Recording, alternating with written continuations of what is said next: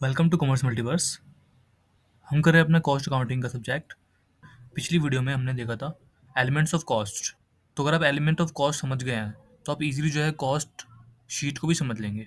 इस वीडियो में हम पढ़ेंगे कॉस्ट शीट के बारे में, उसके कंपोनेंट और उसका क्या फॉर्मेट होता है। तो कॉस्ट शीट आपको क्या होता है? कॉस्ट शीट एक डॉक्यूमेंट होता है जो आपको डिटेल प्रोवाइड करवाती है। जो भी आपका कॉस्ट आपकी लगी है उसका एक ब्रेकडाउन आपको ये देता है ना। उसकी एक डिटेल देता है कि आपकी क्या क्या कॉस्ट लगी है एक प्रोडक्ट को बनाने में, है ना। उसका एक ब्रेकडाउन, जैसे आपने कोई आपने पेन बनाया तो उसमें आपकी जो है लेबर कितनी लगी, आपका उसमें मटेरियल कितना लगा, अदर एक्सपेंसेस कितने लगे आपके, है ना। ऑफिस का क्या खर्चा है, उसमें आपका डायरेक्ट इनडायरेक्ट क्या कॉस्ट है, ये वो सारी कॉस्ट जो है ये कॉस्ट शीट आपको बताती है। नेक्स्ट अगर हम पर्पस देखें कॉस्ट शीट का, तो मेन हमारा पर्पस तो वही है कॉस्ट को एनालाइज करना, है ना। हमने इसके ऑब्जेक्टिव में भी पढ़ा था कि कॉस्ट एनालिसिस करना जो है हमारा मेन इसमें पर्पस है, हमारा मेन ऑब्जेक्टिव हमारा वही है। तो हम जानना चाहते हैं कि भाई हम जो हमारा कंपोजिशन ऑफ कॉस्ट क्या है, जो भी हमने गुड्स एंड सर्विसेज को बनाने में जो कॉस्ट लगाई है ना, उसका कंपोजिशन क्या है अलग अलग, ताकि इजीली जो हम क्या कर पाएँ और डिसीजन ले पाएँ अपने बिजनेस की। जो अलग अलग एरियाज़ हैं हमें पता चल पाए कि भाई बिजनेस में कौन सा, या इस चीज़ का जो हमने बनाया इसमें कौन सा ऐसा एरिया है जिसे हमें इंप्रूव करने की ज़रूरत है। सेकंड हमारा जो है प्राइसिंग डिसीजन में हेल्प करता है। और आपको पता है कि अभी कितनी कॉस्ट लगी है तो इजीली आप जो है अपना प्रॉफिट मार्जिन उसमें ऐड कर सकते हैं और इजीली अपना उसका प्राइसिंग आप कर सकते हैं। नेक्स्ट आपका है बजटिंग करना। अगर आपको पता है कि भाई अलग अलग जो है ये मेरी कॉस्ट लगी है तो आप इजीली फोरकास्ट कर सकते हैं और आप प्लानिंग कर सकते हैं उस कॉस्ट को कंट्रोल करने के लिए, कि आगे से अगर मुझे कॉस्ट कंट्रोल करनी है तो मुझे अपना ये लेबर पे कम करना है, या मेरे को अपने ये अदर एक्सपेंसेस कम करने हैं, या मेरे को अपना मटेरियल जो है वो ये वाला मटेरियल यूज़ करना है ना। इसकी ये का ज़्यादा कम कॉस्ट की है मेरा। तो आप इजीली क्या कर सकते हो, एक बजट बना सकते हैं अगर आपके पास आपकी कॉस्ट शीट है तो। और डिसीजन मेकिंग में भी आपकी हेल्प करती है ना, जब आपको सब सब कुछ पता है कि भाई कॉस्ट ऑफ कंपोजिशन क्या है, तो इजीली आप जो उसकी प्राइसिंग वगैरह, रिसोर्स का एलोकेशन, प्रोडक्शन के बारे में आप इजीली जो है डिसीजन मेकिंग कर सकते हैं अपना। अब पिछले चैप्टर में हमने पढ़ा था कि कॉस्ट के जो एलिमेंट्स होते हैं वो क्या क्या होते हैं, है ना। तो कॉस्ट किन किन चीज़ों से मिलकर बना होता है। तो ये जो आपका मेन जो कंपोनेंट होते हैं कॉस्ट के, उसमें पहला आपका आता है प्राइम कॉस्ट, जिसे आप अपने बेस कॉस्ट भी कहते हैं, बेसिक कॉस्ट या फ्लैट कॉस्ट भी हम इसे कहते हैं। प्राइम कॉस्ट क्या होता है, मैंने आपको बताया था। प्राइम कॉस्ट जो होता है आपका, जितने भी आपके डायरेक्ट मटेरियल लेबर एक्सपेंस, यानी जितने भी आपका डायरेक्ट कॉस्ट लग रही है उन सबको ऐड कर देंगे तो हमारा प्राइम कॉस्ट बनती है। सेकंड जो हमारा कंपोनेंट होता है वो आपकी होती है फैक्ट्री कॉस्ट। तो फैक्ट्री कॉस्ट क्या, आपकी प्राइम कॉस्ट आपकी हो गई, जितने भी आपके डायरेक्ट खर्चे थे वो आपने जोड़ दिए तो वो आपकी बन गई प्राइम कॉस्ट। ठीक है। अब उसके बाद आपके जितने भी इनडायरेक्ट कॉस्ट्स हैं वो हम इसमें जोड़ते जाते हैं और अपनी जो है फाइनल कॉस्ट निकालते हैं। तो पहले हम क्या करेंगे, पहले हम फैक्ट्री का ओवरहेड निकालेंगे। हमने ओवरहेड के 3 बार पढ़े थे, फैक्ट्री ओवरहेड, ऑफिस ओवरहेड और आपका सेलिंग एंड डिस्ट्रीब्यूशन ओवरहेड पढ़ा था। अब इन तीनों को हम इसमें ऐड कर देंगे तो इज़िली हमें हमारी जो कॉस्ट वो भी निकल जाएगी, है ना। तो डायरेक्ट कॉस्ट तो हमने सारी ऐड कर दी। अब जितनी भी इनडायरेक्ट कॉस्ट है, ओवरहेड का मतलब था आपका इनडायरेक्ट कॉस्ट। सबसे पहले फैक्ट्री ओवरहेड, फैक्ट्री के अंदर जो भी आपकी इनडायरेक्ट लेबर है, इनडायरेक्ट आपका मटेरियल है, इनडायरेक्ट एक्सपेंसेस है, वो सारा हम ऐड कर देंगे तो हमें हमारी ऑफिस कॉस्ट मिल जाएगी। इसे हम अपना वर्क कॉस्ट भी कहते हैं, वर्क कॉस्ट ऑफिस कॉस्ट दोनों में से कहते हैं अपना। नेक्स्ट आपका आता है ऑफिस एंड एडमिनिस्ट्रेटिव कॉस्ट या फिर कॉस्ट ऑफ प्रोडक्शन। तो आपको कुछ नहीं करना, सिंपल जो आपकी ऊपर निकली थी फैक्ट्री कॉस्ट, जिसमें आपका डायरेक्ट, जिसमें आपकी प्राइम कॉस्ट और फैक्ट्री का इनडायरेक्ट कॉस्ट था। अब बस आपको ऑफिस का भी इनडायरेक्ट कॉस्ट में डाल देना है ना, ओवरहेड इनडायरेक्ट कॉस्ट। तो सिंपल आपको अभी मिल जाएगी कॉस्ट ऑफ प्रोडक्शन। ठीक है, आपको जो भी कॉस्ट ऑफ प्रोडक्शन होगी या ऑफिस कॉस्ट है वो आपकी मिल जाएगी। ठीक है, सिंपल।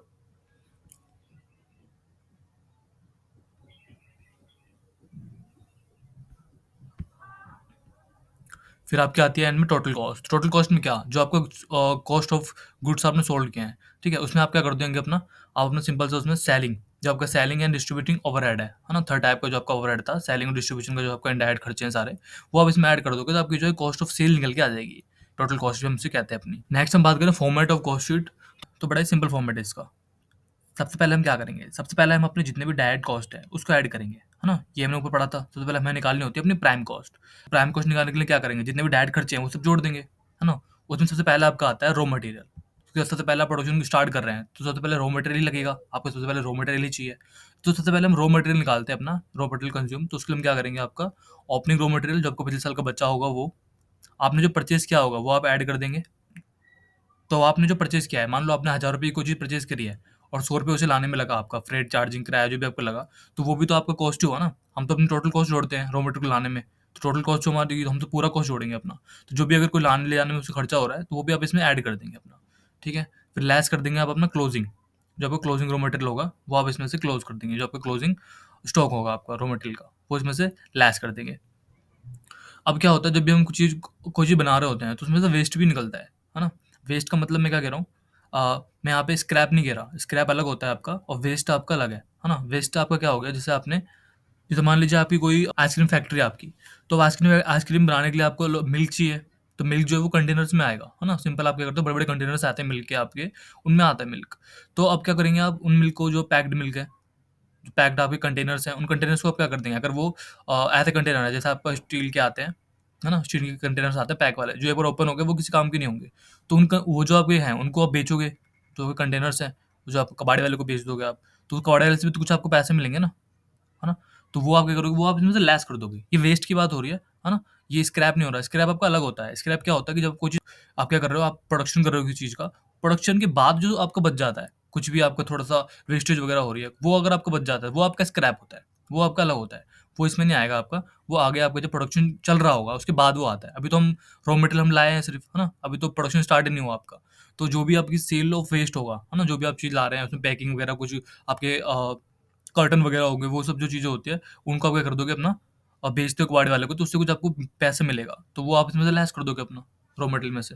तो ये सब करने के बाद आपको जो है अपनी रॉ मटेरियल कंज्यूम मिल जाएगा। रॉ मटेरियल कंज्यूम मिल गया आपको, सिंपल क्या करना है आपको, जितने भी और डायरेक्ट लेबर, वो भी ऐड कर दो, और डायरेक्ट जो आपके एक्सपेंसेस वो भी ऐड कर दो, हमें हमारी जो है प्राइम कॉस्ट मिल जाएगी। प्राइम कॉस्ट क्या, जितने भी डायरेक्ट खर्चे थे हमने सारे जोड़ दिए, है ना? जितने भी डायरेक्ट खर्चे थे वो हमने जोड़ दिए।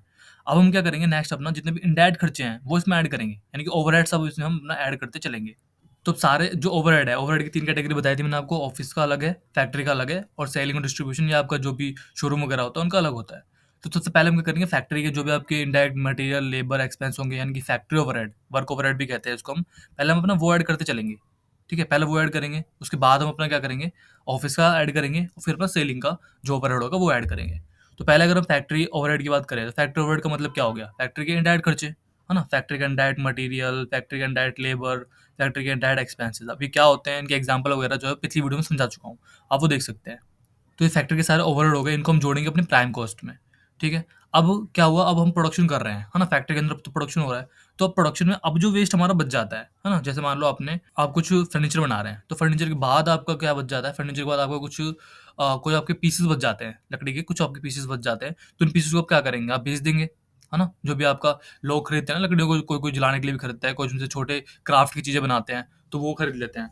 तो उनको आप बेच रहे हैं, ठीक है? स्क्रैप, स्क्रैप मतलब प्रोडक्शन के बाद जो आपको बच रहा है वो। अब वो उससे आपको पैसा मिला, तो वो आप इसमें से लेस कर देंगे, अपनी कॉस्ट में से, इसमें से वो आप लेस कर देंगे।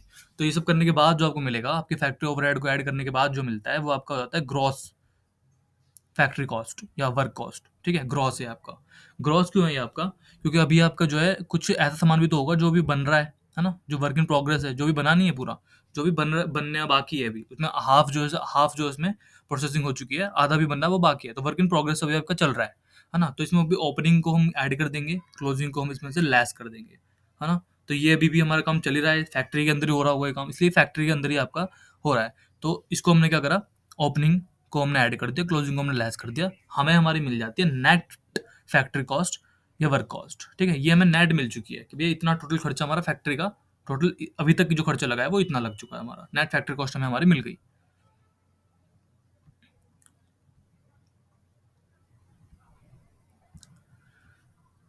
इसमें जो नेक्स्ट आपका आता है, अब क्या करना है आपको, अब आपकी जो फैक्ट्री कॉस्ट है या आपकी जो वर्क कॉस्ट है, उसमें आप अब ऐड करेंगे क्या? अब ऑफिस फैक्ट्री का तो सारा हो गया, फैक्ट्री का इनडायरेक्ट खर्चा हमने ऐड कर दिया। अब ऑफिस का जितना भी इनडायरेक्ट खर्चा है, यानी कि ऑफिस ओवरहेड, है ना? ऑफिस का इनडायरेक्ट मटेरियल हो गया, ऑफिस का इनडायरेक्ट लेबर हो गई, ऑफिस के इनडायरेक्ट एक्सपेंसेस जितने भी आपके लग रहे हैं, रेंट वगैरह जो भी है आपका, वो सारे आप इसमें ऐड कर देंगे, है ना? ऑफिस का ओवरहेड ऐड कर देंगे अपने इसमें, तो आपको मिल जाएगा आपका कॉस्ट ऑफ प्रोडक्शन, या ऑफिस कॉस्ट भी हम इसे कहते हैं, ठीक है? तो इसे हम कॉस्ट ऑफ प्रोडक्शन कहते हैं।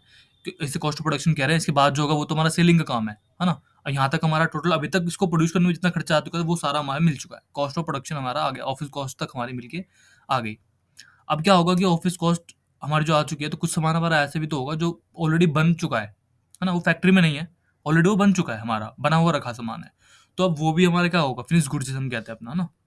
फिनिश गुड जो है हमारे, तो उसका जो हमारा ओपनिंग स्टॉक होगा पिछले साल का होगा, तो वो हम इसमें ऐड कर देंगे, और जो बच जाएगा इस साल वो हम अगले साल में ऐड करेंगे, तो उसे हम लेस कर देंगे, है ना? तो ओपनिंग को ऐड कर देंगे और क्लोजिंग को अपना लेस कर देंगे। तो ये सब करने के बाद जो हमें मिलता है, हमारा मिल जाता है कॉस्ट ऑफ गुड्स सोल्ड, ठीक है? कि जो गुड्स हमने सोल्ड किए हैं उनकी क्या टोटल कॉस्ट थी, है ना? सोल्ड किए हैं तो उनकी कॉस्ट हमें मिल जाती है।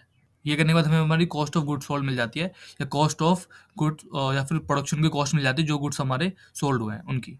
अब उनकी हमें प्रोडक्शन की कॉस्ट तो मिल गई कि जो गुड्स हमने सोल्ड किया उनका प्रोडक्शन का खर्चा तो हमें मिल गया, लेकिन उन्हें बेचने में भी तो खर्चा होता है हमारा। जो हमारा सेल्स पर्सन होगा, हमारा सेल्समैन होता है, सेल्स मैनेजर वगैरह होते हैं, इन सब के भी तो खर्चे होते हैं ना। इनडायरेक्ट लेबर सेलिंग का जो आपका होता है, इनडायरेक्ट मटेरियल, है ना, पैकिंग वगैरह का हो गया या आपका जो भी होता है, और इनडायरेक्ट लेबर हो गई आपकी, सेल्स पर्सन वगैरह, और भी इनडायरेक्ट एक्सपेंस लग जाते हैं आपके, किराया वगैरह जो भी आपको लगता है, डिलीवरी चार्जेस वगैरह हो जाते हैं। तो ये सारे आपके क्या हो गए, ये सारे हो गए सेलिंग एंड डिस्ट्रीब्यूशन ओवरहेड। ठीक है। तो अभी तक हमें हमारा क्या मिल चुका था, कॉस्ट ऑफ प्रोडक्शन मिल गया था, गुड्स जो हमने सोल्ड किए उनकी टोटल प्रोडक्शन की कॉस्ट हमें मिल चुकी थी। अब उनके सेलिंग और डिस्ट्रीब्यूशन ओवरहेड अभी हमने उसमें ऐड कर दिए, तो हमें हमारा क्या मिल गया, कॉस्ट ऑफ सेल मिल गई, कि जो गुड्स हमने सेल किए हैं ना, उनकी हमें टोटल कॉस्ट मिल चुकी है। ठीक है, टोटल कॉस्ट कह लो इसे, कॉस्ट ऑफ गुड्स सोल्ड कह लो। ठीक है, दोनों है आपके पास यहाँ पे। अब जो हमें कॉस्ट ऑफ गुड्स सोल्ड मिल गई है उसमें क्या करेंगे आप, सिंपल आप उसमें क्या कर दो, उसमें आप अपना जो है प्रॉफिट को ना ऐड कर दो। प्रॉफिट को हम ऐड कर देंगे तो हमारी सेल्स मिल जाती है कि टोटल हमारी सेल्स इतनी हुई है। ठीक है, ये हमारा एक तरह से बैलेंसिंग फिगर भी निकल सकता है। अगर आपको पता है आपकी कॉस्ट ये है ना, कॉस्ट आपकी इतनी आई है और इतना आपकी सेल्स हो रही है, तो आप क्या करेंगे, सेल्स में तो कॉस्ट को लेस कर देंगे तो आपको प्रॉफिट ईजिली मिल जाएगा, है ना। या फिर आपको अपना प्रॉफिट ऐड करना है, तो ये आपकी कॉस्ट, जितना प्रॉफिट आप अपना ऐड करना चाहते हैं, मार्जिन अपना, वो आप इसमें ऐड कर देंगे तो आपकी टोटल सेल्स की वैल्यू भी यहाँ पे निकल के आ जाएगी। सिंपल। तो ये थी आपकी कॉस्ट शीट, उसके कंपोजिशन, अलग अलग एलिमेंट्स कैसे कैसे होते हैं और किस तरह से निकालते हैं।